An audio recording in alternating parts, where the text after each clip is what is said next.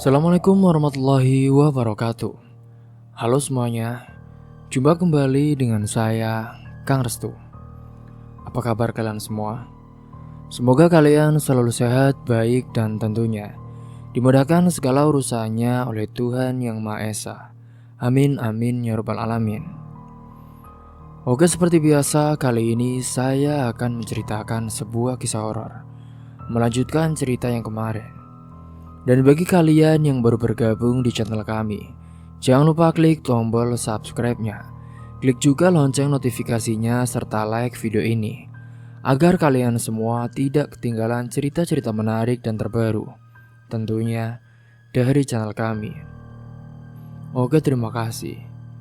Dan langsung saja tanpa berlama-lama lagi, bagaimana kisahnya? Ini dia ceritanya. Sudah 2 minggu, Maria menjalani 2 pekerjaan. Pagi di toko roti, siang hingga menjelang sore di rumah Pak Gigi. Tubuhnya mulai terasa letih, tapi ia menelan semua dengan diam. Gaji 2 kali lipat yang ia terima memberi ruang lebih untuk menebus susu Reza, jajan kecil untuk Siti, dan juga membelikan Tegar buku catatan yang selama ini ia tunda. Wawan tidak curiga jadwalnya yang padat dan kepercayaan butanya terhadap rutinitas Maryam membuat segalanya berjalan dengan mulus. Namun pagi itu berbeda. Itu adalah hari Minggu, biasanya hari untuk keluarga. Tapi Wawan tidak narik angkot karena mobilnya sedang dibawa ke bengkel.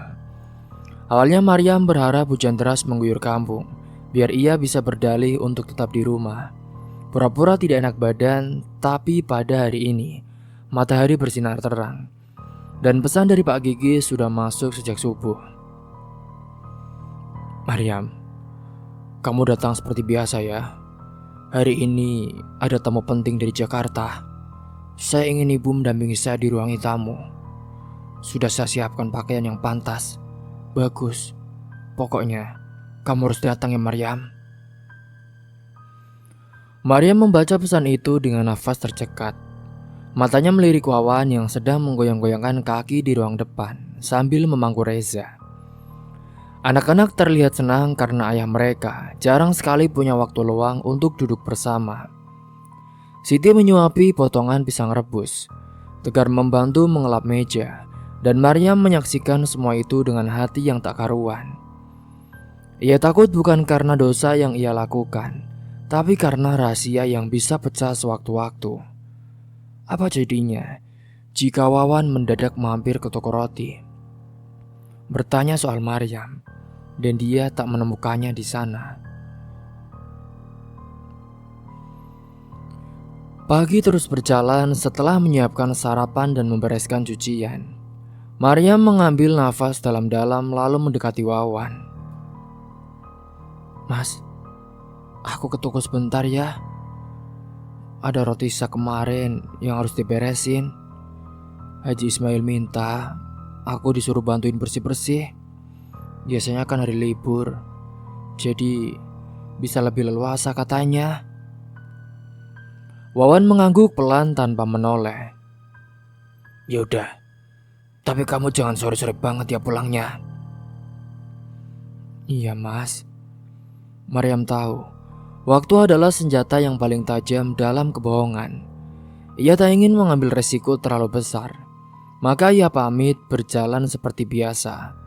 Lalu di ujung gang ia naik ke mobil hitam milik Pak Gigi yang sudah menunggu di sana. Sampainya di rumah besar itu, Maryam langsung disambut oleh pembantu lain yang sudah lama mengenalnya. Bu Maryam, Pak Gigi sudah di ruang kerja. Ini bajunya bu, sudah disiapin. Nanti setelah rapi, langsung ke ruang tamu ya bu. Soalnya tamu dari Jakarta datang jam 11. Maryam melihat pakaian yang digantung di belakang pintu.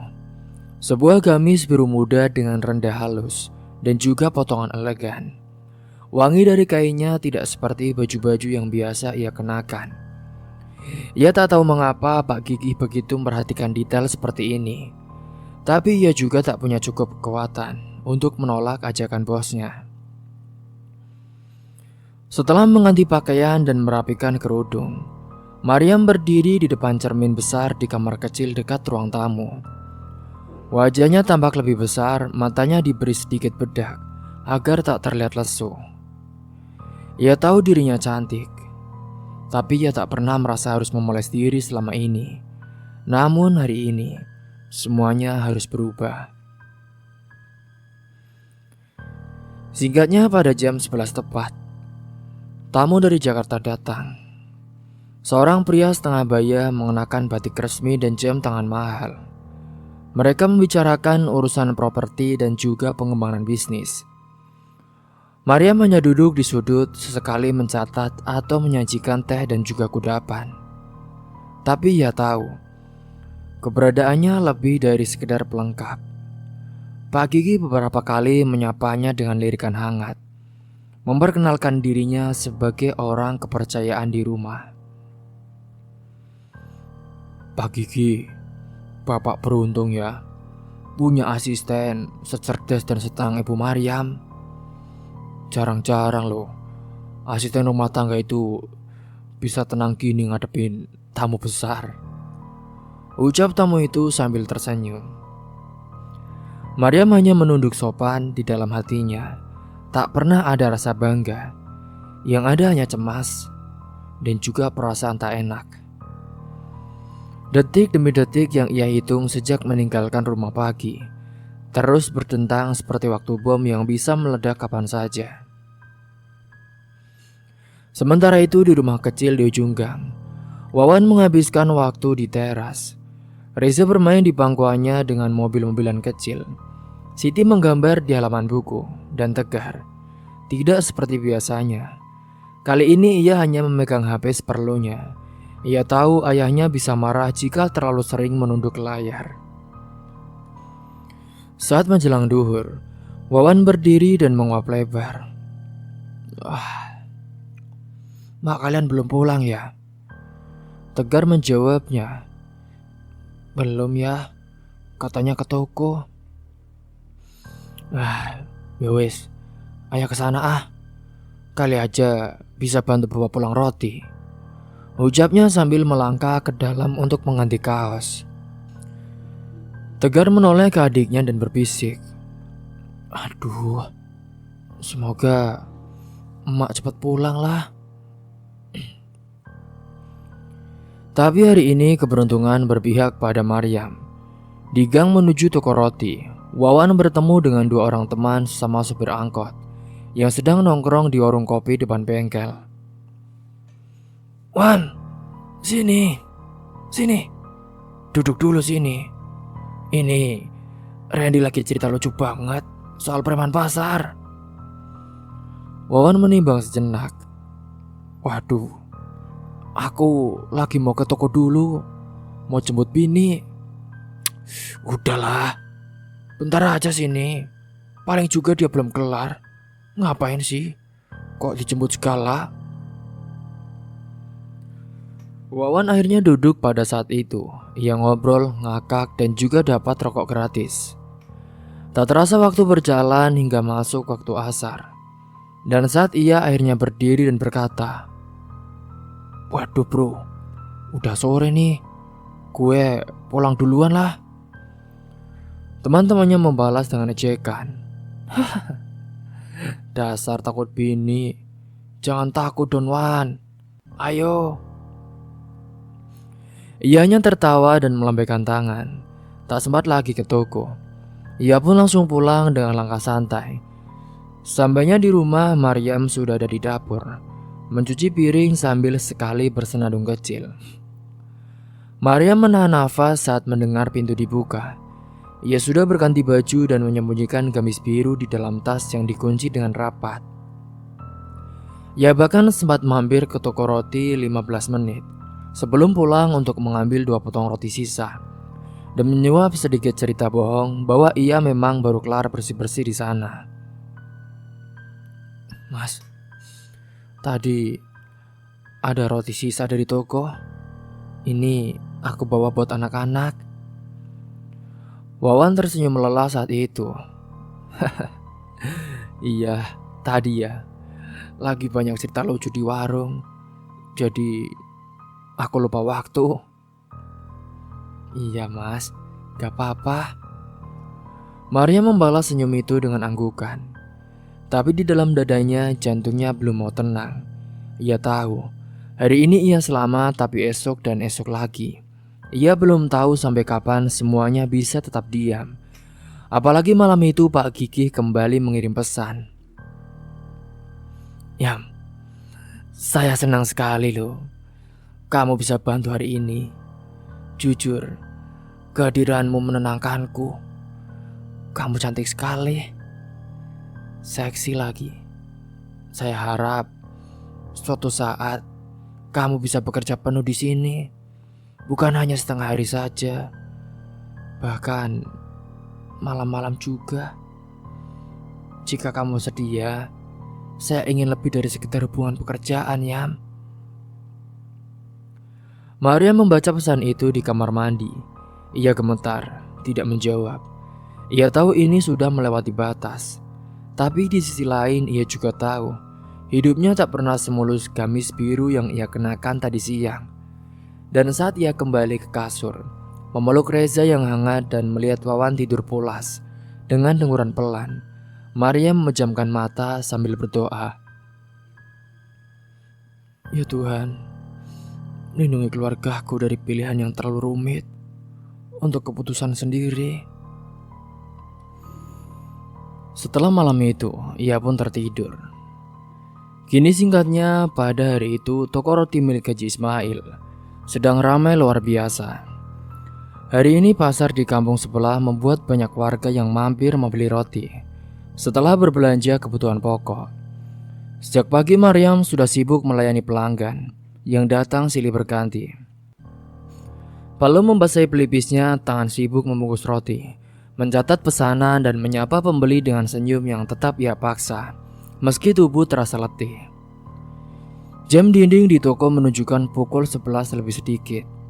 Sementara di luar toko, sebuah mobil hitam dengan kaca gelap sudah parkir di tepi jalan, tepat di depan pintu. Itu adalah mobil milik Pak Gigi. Supirnya berdiri di samping mobil, sesekali melirik ke arah toko dan menunduk setiap kali Maryam menatap balik. Hari ini adalah hari pertama Maryam akan pindah sepenuhnya bekerja di rumah Pak Gigi. Bukan lagi setengah hari ia sudah berdalih pada Haji Ismail bahwa ia mendapat tawaran pekerjaan lain yang lebih cocok dengan kondisi rumah dan juga anak-anak. Haji Ismail tidak pernah banyak tanya, ia hanya menatap Maryam agak lama, lalu berkata lirih, "Ya sudah, semoga Ibu Maryam bahagia di tempat kerja yang baru. Ya, kalau tidak betah, silakan kembali lagi ke sini. Saya akan menerima dengan lapang dada." Maryam menunduk dalam-dalam. Ada rasa bersalah yang tertinggal, tapi ia mencoba menekannya dalam-dalam. Tugas yang dijanjikan Pak Gigi tidaklah berat. Bahkan ia kini dijanjikan akan diberikan lagi rumah tinggal sendiri dan jam kerja yang tetap masuk akal. Gaji pun 2 kali lipat dari kebutuhan toko dan kerja setengah hari selama ini. Di dalam toko saat itu, Maryam menyelesaikan transaksi terakhir sebelum menyerahkan tongkat estafet ke penjaga pengganti. Ia mengambil tas kecil, berpamitan sebentar. Nyaris tak terdengar karena suasana toko terlalu riuh. Lalu keluar mobil yang menunggunya, pintu mobil ditutup perlahan. Dan kendaraan itu pun melaju perlahan meninggalkan gang kecil yang mulai ramai oleh lalu lintas siang hari. Baru saja Maria meninggalkan toko roti untuk ke rumah Pak Gigi. Di sisi lain di rumah kecil ujung gang, suaminya Wawan pulang lebih awal dari biasanya. Hari ini angkotnya disewa oleh rombongan ibu-ibu pengajian dari pagi hingga zuhur. Dan ia mendapatkan hasil yang lumayan. Wajahnya cerah saat masuk ke rumah sambil membawa 2 bungkus nasi uduk dan juga sebungkus gorengan.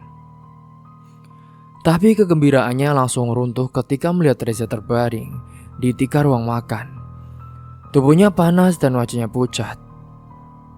Siti, ini adik kamu kenapa? Tanya Wawan dengan panik. Siti yang sedang menyapu pun tergopoh menghampiri. Dari tadi demam ya. Badannya panas banget. Terus manggil-manggil mak terus. Ucap Siti terbata-bata sembari ketakutan. Wawan pun meletakkan nasi dan gorengan begitu saja. Ia langsung menggendong Reza. Anak itu merengek pelan, nafasnya berat. Tegar datang dari kamar sambil membawa termometer. Ya, tadi dicek panasnya 39 ya. Wawan pun semakin panik. Ia ambil ponsel dan menelpon Maryam. Sekali tidak diangkat. Ia ulangi lagi, nada sambung, tapi tidak ada jawaban. Ia lalu kirim pesan tapi tidak dibalas. Dengan geram ia pun langsung mengenakan jaket dan bergegas membawa Reza ke rumah sakit kecil di kota kecamatan. Ia bahkan tidak sempat ganti baju. Di dalam pikiran Wawan hanya ada satu hal. Bagaimana bisa Maryam tidak tahu anak sekecil itu demam tinggi? Sementara itu di rumah besar Pak Gigi yang sejuk dan juga mewah, Maryam sedang berada di ruang tamu yang disulap menjadi tempat rapi. Pak Gigi meminta dipijat karena merasa pegal di punggungnya setelah seharian duduk rapat. Maryam yang kini tak bisa menolak melakukan tugas itu dengan canggung. Ia baru belajar teknik dasar dari pembantu lama, dan hari ini pertama kalinya ia melakukan sendiri, berdua di dalam situ bersama Pak Gigi.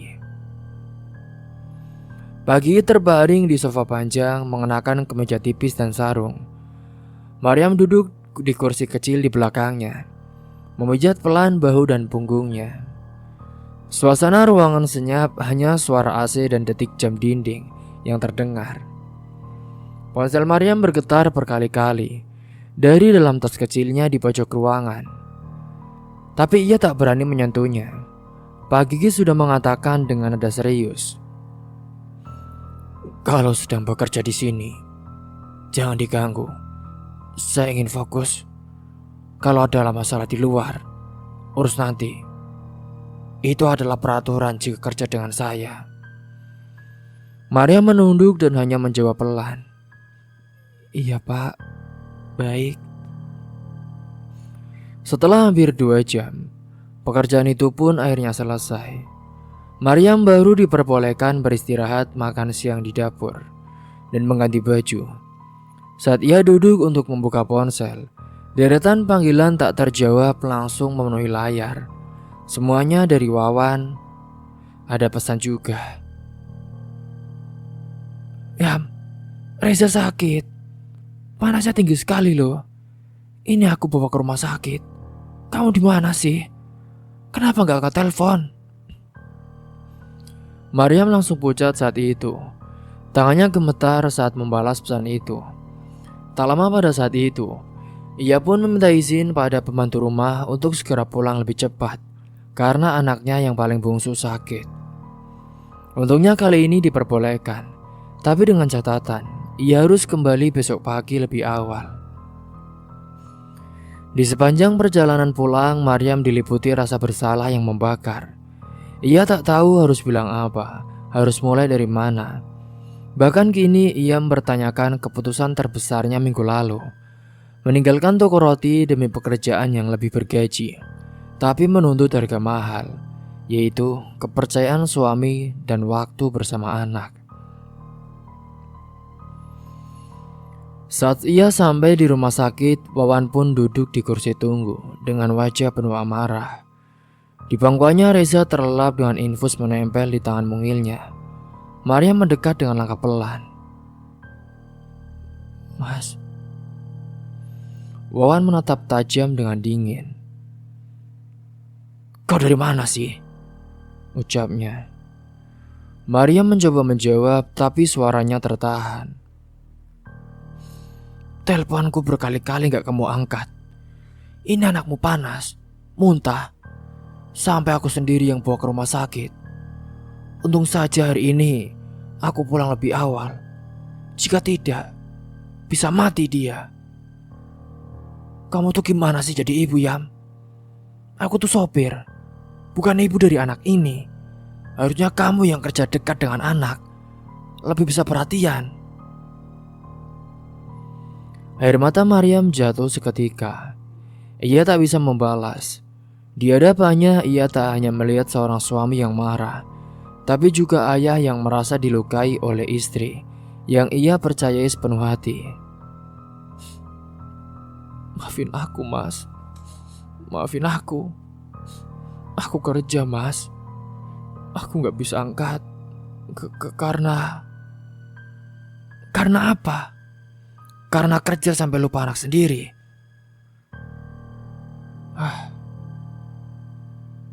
Maria menunduk tak bisa mengelak lagi. Kini Wawan berdiri mengangkat Reza yang masih tertidur, dan ia berkata dingin, "Kalau hari ini anak kita kenapa-napa, aku gak bakal pernah maafin kamu ya. Ingat itu, Yam." Maria mengikuti di belakang, menangis diam-diam. Ia ingin menjelaskan, tapi setiap kata rasanya terlalu ketat. Dan malam itu, rumah yang biasanya senyap berubah menjadi arena dingin penuh jarak. Wawan tidur bersama Reza dan Siti di kamar depan. Sementara Maryam hanya bisa duduk di dapur, memeluk lutut sambil menatap jendela yang buram oleh embun malam. Dalam keheningan itu, ponselnya kembali bergetar. Ada pesan dari Pak Gigi.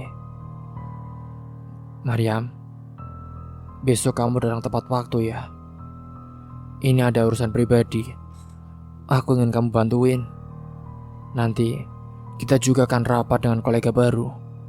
Tolong ya, jangan terlambat." Maria menatap layar ponsel itu lama sekali, lalu mematikannya tak membalasnya. Ia tahu pagi esok tak akan sama lagi, dan mungkin tak ada lagi esok yang bisa ia lalui tanpa memilih anaknya atau pekerjaannya, kejujuran atau kehancuran. Pada pagi itu, Reza sudah diperbolehkan pulang dari rumah sakit. Wajahnya masih pucat, tubuhnya lemas, tapi suhu tubuhnya sudah mulai normal. Dokter menyarankan rawat jalan dan juga istirahat total, tapi menyebutkan juga bahwa jika dirawat inap semalam saja, biayanya akan membengkak hingga 2 kali lipat. Wawan pun memutuskan untuk membawa pulang Reza hari itu juga. Ia membayar tagihan rumah sakit dengan wajah dingin dan tanpa sepatah kata pun pada Maryam yang berjalan di belakangnya, menunduk dan juga menahan nafas. Sesampainya di rumah, Wawan langsung menggendong Reza ke dalam dan menyuruh Siti menyiapkan air hangat untuk mengompres. Maryam hanya bisa membantu diam-diam, memijat kaki anaknya perlahan sambil menatap Wawan yang tetap tak mengeluarkan satu kata pun untuknya. Udara rumah begitu berat, seperti ada kabut tak kasat mata yang mengikat tenggorokan. Pagi itu, Maryam harus kembali bekerja. Jadwal dari Pak Gigi sudah disampaikan sejak kemarin, dan ia tahu tidak mungkin menolak. Ia menyiapkan diri berdandan secukupnya, tapi tak sempat lagi mencium tangan Wawan seperti biasanya. Ia tahu suaminya belum memaafkannya. Dan saat hendak pamit, Wawan hanya duduk di ruang depan menatap kosong ke arah televisi yang bahkan tidak menyala. "Mas, aku berangkat dulu," ucap Maryam dengan pelan. Wawan tidak menoleh, tidak juga mengangguk, tidak juga membalas. Ia seperti tembok. Maryam menahan air mata. Ia melangkah keluar, masuk ke mobil Pak Gigi yang sudah menunggu di ujung gang. Mobil itu tampak mencolok dengan bodi hitam mengilap dan sopir berseragam. Satu langkah ke dalam mobil dan seketika dunia Maryam berubah. Tak lagi seperti ibu rumah tangga biasa, hari ini ia harus mendampingi Pak Gigi menghadiri pertemuan dengan kolega bisnisnya di sebuah hotel mewah di pusat kota. Mobil melaju tenang di jalan besar. Di dalam, Maria mematut diri lewat kaca kecil, memastikan kerudungnya rapi dan rias wajahnya tidak luntur. Gamis yang dikenakannya hari itu adalah gamis premium berwarna marun dengan renda emas di bagian lengan. Pak Kiki bahkan menyewa perias dari butik kecil, langganan yang diminta datang ke rumahnya sebelum berangkat. Semua terlihat serba istimewa, seolah ia bukan siapa-siapa kemarin, dan hari ini menjadi istri orang kaya. Sesampainya di hotel, mereka pun langsung disambut dengan karpet merah kecil, menuju ruang pertemuan di lantai 2. Kolega-kolega Pak Kiki datang dengan mobil mentereng, membawa asisten pribadi dan portofolio bisnis tebal. Maryam hanya duduk mendampinginya, membagikan minuman, mencatat beberapa poin penting, dan sesekali tersenyum jika ditanya. Tapi yang membuat dadanya berdebar adalah betapa dekatnya Pak Kiki duduk, dan betapa seringnya pria itu menyentuh lengannya sambil berkata, "Maryam, ini bukan hanya andalan saya, tapi juga penenang saya." Maryam tersenyum paksa, tapi pikirannya terus bergemuruh saat itu. Di satu sisi ia sadar pekerjaan ini memberinya stabilitas, uang dan juga kenyamanan. Tapi di sisi lain ia tahu ia sudah melangkah terlalu jauh dari rumahnya, dari batas yang seharusnya ia jaga.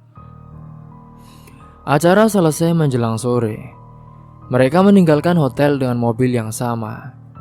Di depan lobi saat itu, saat sopir sedang memanggil kendaraannya, Pak Kiki berdiri sangat dekat dengannya, membisikkan, "Terima kasih ya, sudah menemani hari ini. Saya belum pernah merasa senyaman ini dengan siapapun." Maria pun hendak menjauh, tapi sebelum ia sempat melangkah, seseorang yang baru saja turun dari ojek daring memicingkan mata ke arah mereka. Itu adalah Komar, teman Wawan sesama sopir angkot yang hari itu ia sedang menginap di hotel bersama pacarnya dalam rangka merayakan ulang tahun. Komar mengenali wajah Maryam dengan cepat, apalagi pakaian mewah dan sikap mesra dari lelaki tua yang berdiri di sampingnya sangat tidak sesuai dengan gambaran Maryam sebagai istri sopir. Itu bukannya si Maryam ya, istrinya Wawan? Ngapain dia ke hotel sama lelaki lain? Wah, jangan-jangan kayak gua nih, main-main pok-pok, gumam Komar dalam hati. Ia pun segera mengeluarkan ponselnya. Jepret 2 kali, lalu ia buka WhatsApp. Ia mencari kontak bernama Wawan Angkot, dan ia langsung mengirim pesan. "Wan, buka foto ini. Lo mesti lihat sendiri. Cepat." 2 foto terkirim saat itu. Suatu saat Maryam dan Pak Kiki berdiri sangat dekat. Satunya saat Pak Kiki seperti merapikan kerudung Maryam. Semua tampak intim walau tak benar-benar telanjang, tapi cukup untuk membakar emosi. Beberapa menit kemudian, Wawan membacanya saat duduk sendirian di rumah. Siti sedang mengompres Reza yang tidur dan tegar di kamar. Ia buka foto itu, jantungnya serasa meledak. Tangan kirinya menggenggam ponsel, tangan kanannya mengepal. Rahangnya mengeras, nafasnya berat. Ia berdiri dan mondar-mandir seperti singa di kandang sempit. Ternyata dia bohongin gue. Bajingan. Kemarahan itu pun meluap tanpa bisa ditahan. Ia membanting gelas kosong ke lantai hingga pecah berkeping. Tegar keluar dari kamar karena terkejut, tapi Wawan, ia menyuruhnya masuk lagi. Biarin aja gue nunggu dia pulang, gumamnya sambil menyalakan rokok, padahal sudah lama ia berhenti. Ketika malam datang, Maryam pun baru pulang. Ia masuk ke rumah dengan langkah ringan, berharap Reza membaik, dan berharap suaminya mau mendengar jujur isi hatinya malam ini. Tapi begitu membuka pintu, aroma kemarahan sudah menyambut lebih dulu.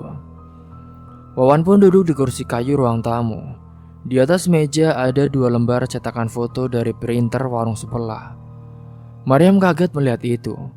Bibirnya langsung keluh. "Kamu dari mana? Jawab." Aku kerja, Mas." "Kerja? Kerja tuh dari hotel?" kamu mainkan sama lelaki lain? Potong Wawan sambil menunjuk foto di atas meja. Maryam membeku saat itu, nafasnya tercekat. Ia memandangi foto itu, tanggapan momen yang bagi orang luar biasa diartikan macam-macam. Tapi untuk Wawan, sudah cukup sebagai bukti pengkhianatan. Mas, aku bisa jelasin, Mas. Jelaskan. Apalagi yang mau dijelasin, ha? Kamu bilang kerja di toko roti. Kamu bilang bantu-bantu rumah tangga. Ternyata kamu malah ngewe sama duda kaya di hotel. Dan sekarang kamu keliling-keliling kayak istri orang kaya. Dasar pelacur. Maria menitikkan air mata. Ia tak menyangka suaminya menghinanya dengan pelacur. Aku cuma kerja, Mas. Aku gak macam-macam. Aku cuma cari uang buat anak-anak, Mas. Kamu kok tega sih panggil aku pelacur, Mas? Hah? Karena kamu tahu kamu salah. Maryam pun mundur satu langkah. Siti dan Tegar berdiri di pojok dapur, mengintip dengan wajah tegang. Kalau kamu mau hidup senang sama orang kaya, silakan. Tapi jangan injek harga diriku. Aku ini suamimu ya Maryam, bukan patung di rumah. Maryam terisak saat itu. Mas, aku cuma pengen anak-anak gak makan tempe terus, Mas. Aku cuma pengen Tegar bisa beli buku. Aku pengen Reza punya susu setiap minggu, Mas. Bohong. Ini semua sudah ada bukti ya. Dan aku gak terima. Aku gak terima. Kamu udah bohongin gua. Gua cari nafkah. Dan lo malah enak-enakan ngewe sama Duda. Maryam tak bisa bicara lagi.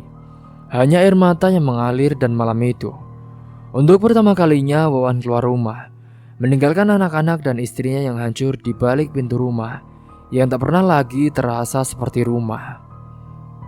Malam itu pun Maryam terduduk di pojok ruang tamu. Tubuhnya gemetar oleh air mata. Wajahnya basah, isaknya tertahan, tapi tubuhnya berguncang.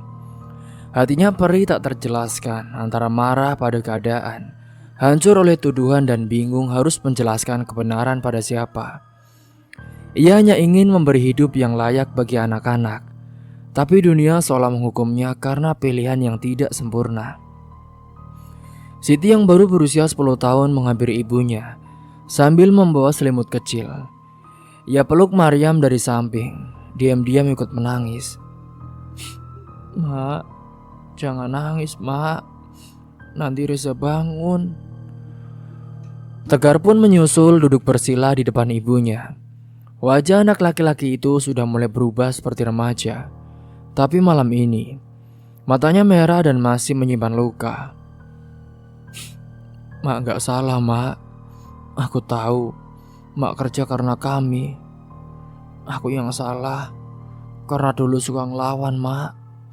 Maafin aku ya, Mak. Maryam tak sanggup berkata apa-apa lagi. Ia hanya memeluk kedua anaknya. Saat itu ia merasa dunia tak seburuk kelihatannya. Mungkin suaminya hanya marah, mungkin besok bisa dibaiki pelan-pelan. Mungkin mereka masih bisa mulai dari awal. Tapi ternyata malam itu menyimpan rencana lain. Jarum jam di dinding menunjukkan pukul 11 malam. Angin malam masuk dari jendela yang belum ditutup. Reza tertidur pulas di kamar. Tubuhnya masih lemas tapi hangat dalam balutan selimut. Siti dan Tegar sudah ia tidurkan lagi di kamar belakang setelah mereka tertidur di pelukannya. Kali itu, Maryam sedang melipat baju ketika suara pintu depan terbuka. Suara langkah berat masuk perlahan. Ia menoleh cepat. Ternyata Wawan berdiri di ambang pintu dengan senyum aneh di wajahnya. Bukan senyum lega ataupun marah, tapi senyum kosong yang menyeramkan. Mas, kamu sudah pulang? Tanya Maryam dengan pelan. Iya, Yam. Aku minta maaf ya. Tadi emosi. Tapi kamu bener. Aku terlalu keras. Jawabnya tenang, bahkan terlalu tenang. Maria mengangguk kaku. Ada sesuatu aneh. Wawan membawa sesuatu di tangannya. Itu adalah jerigen kecil warna biru. Tangannya basah dan bau bensin menyengat dari pakaiannya. Yam, aku cuma butuh bantuan sebentar, Yam. Yuk, ikut di belakang rumah. Itu parit kita mampet, airnya meluber, katanya sambil tersenyum lebar. Maryam awalnya ragu, tapi ia tidak ingin menolak suaminya yang sedang mencoba berdamai. Ia pun ikut keluar ke belakang rumah, melangkah pelan melewati dapur, menjibak lampu pintu belakang. Langkahnya semakin pelan ketika sampai di tanah kosong di belakang, tempat mereka biasa membakar sampah. Tapi ia terkejut saat itu. Ada galian tanah terbuka, lubang besar seperti liang lahat, baru. Mas, ini apa, Mas? Tanyanya dengan gemetar. Wawan menatapnya dengan mata merah. Kamu tahu kan, Yam? Aku udah kasih segalanya. Tapi kamu malah pilih jadi perempuan simpanan orang kaya. Aku sopir, bukan anjing. Aku gak mau dibohongi di rumahku sendiri, Yam. Mas, aku gak begitu, Mas. Aku cuma kerja biasa, Mas. Demi anak-anak, demi Reza yang butuh obat, Mas. Diam! Teriak Wawan tiba-tiba. Ia pun dorong Maryam sekuat tenaga. Tubuh Maryam jatuh ke dalam lubang tanah yang dingin. Ia menjerit tapi suaranya teredam tanah. Sebelum sempat bangun, Wawan menuangkan bensin ke dalam lubang itu. Bau menyengat menguar. Maryam menangis, memohon. Tubuhnya basah oleh cairan panas itu. Mas, ampun, Mas. Anak-anak kita, Mas. Anak-anak kita. Tapi Wawan sudah tenggelam dalam marah. Dalam pikirannya, Maryam telah mengkhianati kehormatan lelaki, membunuh harga dirinya sebagai kepala rumah tangga. Ia pun membakar rokok dengan korek lama yang diselipkan dari saku jaket. Selalu itu, setelah bensin sudah disiramkan ke tubuh Maryam yang sudah didorong ke dalam galian tanah itu, api pun langsung menyala, matanya tak berkedip. Tapi sebelum api dilempar, terdengar suara tangis Reza dari dalam rumah. Suara lirih memanggilnya. Ma. Wawan menoleh ke rumah, tangannya gemetar. Tapi kemarahannya sudah terlanjur membakar nuraninya. Ia pun melempar api. Jerit Maryam mengguncang langit malam. Suara api membakar tubuh dan juga tanah. Suara amarah yang akhirnya berubah menjadi gancuran. Pada malam itu, dendam dari Wawan sudah terbalaskan. Maryam, istrinya yang difitnah selingkuh akibat pesan dari temannya Wawan, ia akhirnya mati dibakar hidup-hidup oleh suaminya sendiri. Hingga singkatnya pada keesokan harinya, warga kampung pun geger. Asap hitam masih mengepul dari belakang rumah Wawan. Polisi datang, garis polisi pun dipasang, dan sisa tubuh Maryam ditemukan hangus di dalam lubang itu. Para tetangga menutup mulut dengan kain. Tak percaya, istri lembut dan ramah itu kini menjadi korban kegilaan suaminya sendiri. Wawan melarikan diri, polisi memburunya hingga ke kota sebelah. Dan 2 hari kemudian, ia pun ditangkap di terminal tua karena sembunyi di belakang warung sambil membawa jerigen kosong. Ia tidak melawan, ia hanya pasrah. Di wajahnya tidak ada penyesalan, hanya kelelahan dan juga kegilaan yang dalam. Pengadilan pun memutuskan Wawan bersalah atas pembunuhan berencana. Ia dijatuhi hukuman penjara seumur hidup. Dan saat hakim membacakan vonis, Wawan hanya tertawa pendek lalu menunduk. Selesai. Kini Siti, Tegar, dan Reza anak dari almarhum Maryam dan juga Wawan, kini diasuh oleh Pak Ustadz Husein, tokoh agama di kampung itu. Istrinya Bu Aziza juga memperlakukan mereka seperti anak sendiri. Rumah mereka hangat jauh dari bayangan trauma masa lalu. Meski luka di hati anak-anak itu tak akan pernah hilang sepenuhnya. Siti tumbuh jadi gadis kuat dan juga bijak, selalu menjaga adik-adiknya.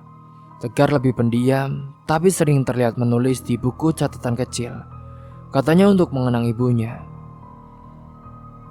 Sementara itu, kini Reza yang paling kecil terus memanggil ibunya yang kini hanya bisa datang dalam mimpi. Dan di rumah kecil ujung gang itu, pintunya tertutup selamanya. Dindingnya mulai ditumbuhi lumut dan halaman belakangnya ditumbuhi rumput liar. Tapi setiap malam Jumat, selalu ada satu perempuan tua menaruh bunga melati di depan pintunya. Katanya itu untuk almarhum Maryam, perempuan yang hanya ingin jadi istri yang setia dan ibu yang kuat. Tapi berakhir tragis. Berakhir dengan dunia yang justru menelannya hidup-hidup dalam kobaran api dan fitnah yang tak pernah sempat terbantahkan. Cerita pun tamat. Semoga dari kisah ini kalian semua bisa mengambil hikmah dan pelajaran. Tentunya bagi kalian yang baru bergabung dan belum subscribe channel ini, klik tombol subscribe-nya dan juga lonceng notifikasinya. Mungkin itu saja yang dapat saya sampaikan, kurang lebihnya mohon maaf. Akhir kata dari saya, wassalamualaikum warahmatullahi wabarakatuh.